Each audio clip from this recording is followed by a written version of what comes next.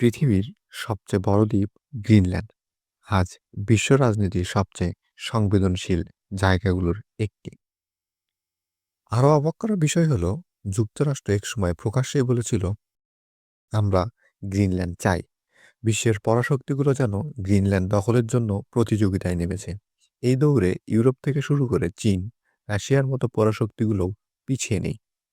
আজকের ভিডিওতে আমরা দেখব গ্রিনল্যান্ড কেন এত গুরুত্বপূর্ণ, আমেরিকা আসলে কি চায় গ্রিনল্যান্ডে, এটা কি শুধু নিরাপত্তা নাকি সরাসরি ক্ষমতার রাজনীতি, সবকিছুই জানবো আজকের এই ভিডিওতে।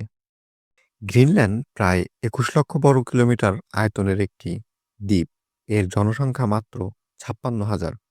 এটি ডেনমার্কের অধীনে একটি সেলফ গভর্নিং টেরিটরি, অর্থাৎ গ্রিনল্যান্ড স্বাধীন নয়, কিন্তু নিজেদের সংসদ আছে ও সিদ্ধান্ত নেওয়ার ক্ষমতা আছে।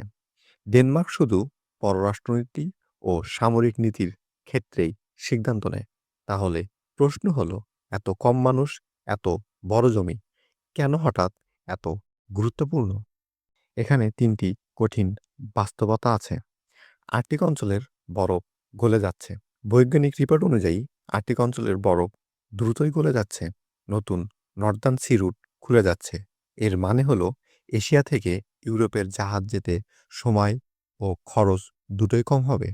সুয়েজ খালের বিকল্প তৈরি হচ্ছে। গ্রিনল্যান্ডে পাওয়া যায় রেয়ার আর্থ মিনারেল, ইউরেনিয়াম, তেল ও গ্যাস পাওয়ার সম্ভাবনাও অনেক বেশি। আজকের দুনিয়ায় ইভি গাড়ি, মিসাইল সিস্টেম, সেমিকন্ডাক্টর সবকিছুর জন্যই প্রয়োজন রেয়ার আর্থ। যার কাছে এই সম্পদ আছে, ভবিষ্যতের প্রযুক্তি তার হাতেই।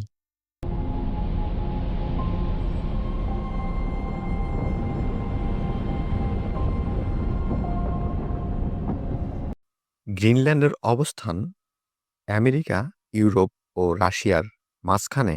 এখানে যুক্তরাষ্ট্রের আগে থেকেই একটি এয়ারবেসও আছে। তাহলে প্রশ্ন হলো, কেন যুক্তরাষ্ট্র গ্রিনল্যান্ড চায়? আমেরিকার বক্তব্য খুব সরল, this is about national security. তাদের যুক্তি, রাশিয়া ও চীন আর্কটিকে সক্রিয় হচ্ছে। গ্রিনল্যান্ড হাতছাড়া হয়ে গেলে স্ট্র্যাটেজিক ক্ষতি হবে। যখন সাম্রাজ্যবাদ নিরাপত্তার কথা বলে, তখনই আসলে শুরু হয় দখলের প্রস্তুতি। তাহলে সমস্যা কোথায়? নিরাপত্তার জন্য সহযোগিতা এক জিনিস, কিন্তু দখলের ভাষা আরেক জিনিস। প্রশ্নগুলো লক্ষ্য করুন। যদি নিরাপত্তার উদ্দেশ্য হয়, তাহলে চুক্তি কেন নয়? কেন কেনার হুমকি দেওয়া হচ্ছে? কেন ইউরোপের উপর শুল্ক বসানো হয়েছে? এখান থেকে বোঝা যায় বিষয়টা শুধু নিরাপত্তার নয়, এটা ক্ষমতা ও নিয়ন্ত্রণের রাজনীতি। এবং হুমকি দেওয়া হচ্ছে, আমাদের কথা না মানলে শুল্ক বসাবো। এটাই কি আধুনিক কূটনীতি, নাকি এটা 21 শতকের ডাকাতি? আসুন এবার একটু আমেরিকার দ্বিচারিতার কিছু উদাহরণ তুলে ধরি। রাশিয়া ইউক্রেন দখল করলে আগ্রাসন, চীন তাইওয়ান দাবি করলে হুমকি, কিন্তু আমেরিকা গ্রিনল্যান্ড চাইলে স্ট্র্যাটেজিক ইন্টারেস্ট। কেন এই পার্থক্য?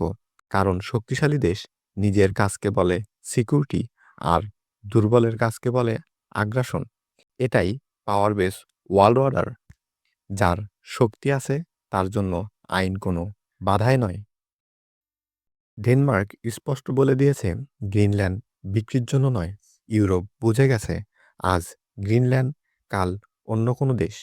যদি এই দৃষ্টান্তই তৈরি হয়, তাহলে আন্তর্জাতিক আইন অর্থহীন হয়ে যাবে।